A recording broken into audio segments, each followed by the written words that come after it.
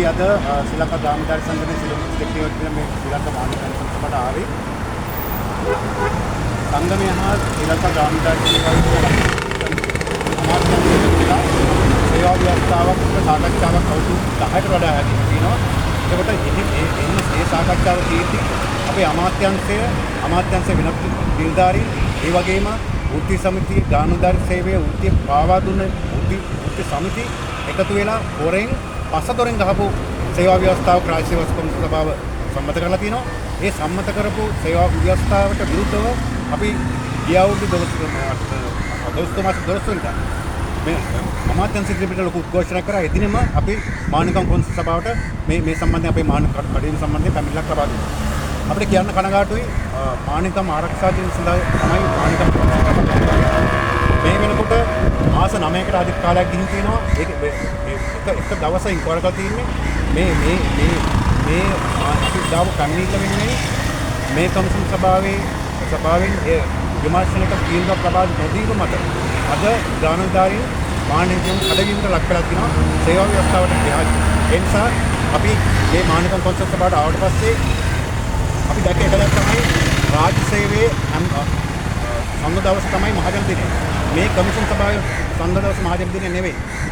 ඒ වගේම අපි අපේ මේ සේවයේ කඩවීම සම්බන්ධයෙන් අපේ පැමිණිල්ල බාර ගන්න හෝ නිලධාරියෙක් වෙලා හිටියේ නැහැ. නමුත් අවසාන වශයෙන් අපේ සභාවේ ලේකම්තුමාට මේ පැමිණිල්ල කරන්න අපේ පැමිණිල්ල සම්බන්ධයෙන් අපිට විමසීම කරන්න අවස්ථාව ලබා දුන්නා. ඔහු විසින් අපිට පොරොන්දුවක් ලබා දුන්නා. ලබන මැයි මාසෙ වෙනකොට මේ සම්බන්ධයෙන් විමර්ශනයක් ලක් කරලා අපිට තීන්දුවක් ලබා දෙනවා කියලා.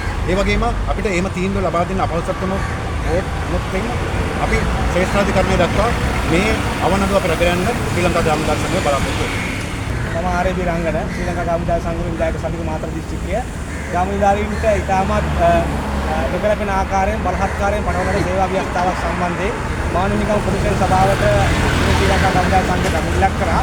එහි ප්‍රගතිය පිළිබඳව සොයාගෙන තමයි අද ශ්‍රී ලංකා ග්‍රාමීය සංගමයට පැමිණියේ.